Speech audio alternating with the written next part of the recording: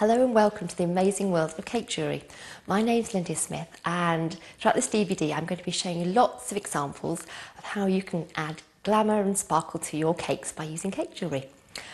I was first introduced to the idea by my mother, and she was creating lots of wedding flowers and was noticing a trend incorporating beads and wires into the decorations that she was doing, and suggested that I ought to have a go too.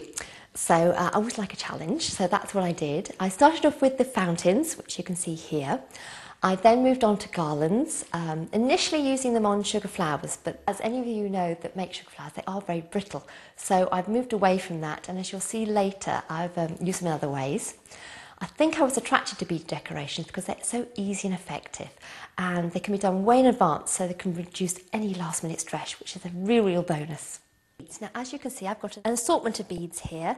I've got a lot of 6mm and 8mm, which I mentioned before, but I've also got some little hearts in here and some little Japanese rock isles. I've got some straight little beads as well, and a few little sparkly crystals. You only need a few. They just make a little bit of difference to the overall effect and make them much more sparkly.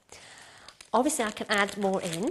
I've got some 8mm iridescent beads here, just to lighten it up a bit. And if I want to put some more darker blue, these are little crackle beads, which are wonderful because they catch the light. Now, what I'm doing here is I'm feeding beads onto the wire. Now, I'm doing this haphazardly. Some people aren't very comfortable with this, and what they find is they actually prefer to make one garland of one type of bead, and then another garland of another type, and then just keep adding on to that. I find for me what works is by doing just randomly picking up the beads and threading them on the wire, any shape, any sizes, just put them all on. They're going to be wrapped around the cake, so it actually doesn't matter on the order. Okay, you want to find the centre. Oops, see it's pinging around a little bit. So this is the centre. I'm going to feed on 4 of the amber beads to start with. So it's 1, 2, 3, 4, and the last one I'm going to put the second wire through it, so we're making a loop. Okay, so that gives you 4 beads. I'm then going to use the burnt orange, and I'm going to do the same thing. I'm going to take 4, I'm going to feed them down the wire, and then I'm going to take the end of the wire and I'm going to feed it back through the last bead. I'm going to hold that bead about 3 centimetres from the first group. So I've got 2 groups, and I'm going to do another one of the orange, the other side. So 4 again. Now, with this technique, you have to experiment with the beads you have, because some of the beads I found, if they have larger holes, then the wire doesn't stay where you want it to. So you need to find beads that work. I found these miracle ones work fine. The pearls also work. So just see what you've got and just have a go with the beads and see if they hold. So that's the first step. Okay, so now I'm going to do a repeat of the amber ones, but I'm going to put 1 bead on,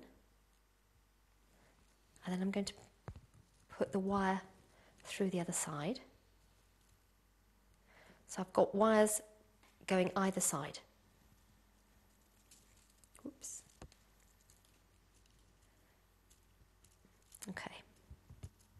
Hope you can see what I'm trying to achieve here. I'm then going to feed 2 beads on one wire and 1 bead on the other. Okay, and then the one that I've got 1, I'm going to feed through the second bead to make another group of 4, like so. Okay, then you just have to continue doing that all the way down your wire. On to my current favourite, which is a wire flower. I'm using the 0.5 wire here, And on this cake, I've got 3 different colours. So I've got the warm silver, a light aqua and the pink. And what I'm going to do first is make the petals. Now you need something to make the petals around, and I find this candy tube of beads just the right size. So I'm going to make 5 petals. So I'm going 5 times round for 5. I'm then going to cut the wire. Okay. Then what I'm going to do is actually twist it underneath just to hold the petals in place. So that's sort of 1.5 times round twist. I'm then going to remove. So I've got basically 5 circles that have been twisted together. Now to keep those in place and to make the flower centre, I'm going to take a bead, feed it through, feed that end through the 5 loops. So this is going to secure the flower together. And then what I'm going to do is just twist all that. Now because this is quite a strong wire, it's actually quite difficult to twist too much and to twist it evenly. So what I tend to do is just do a few twists and then remove one. So you've just got a short length of twist that will hold it together, but isn't that visible. You then open up the wire petals, so you've got 5. Now obviously you can leave it like that, and some of my students tend to do that, they like that effect. But to get the full flower, what you need to do is just adjust these petals by just pulling them out to give you a simple flower effect. Very easy, very quick, and I think absolutely gorgeous.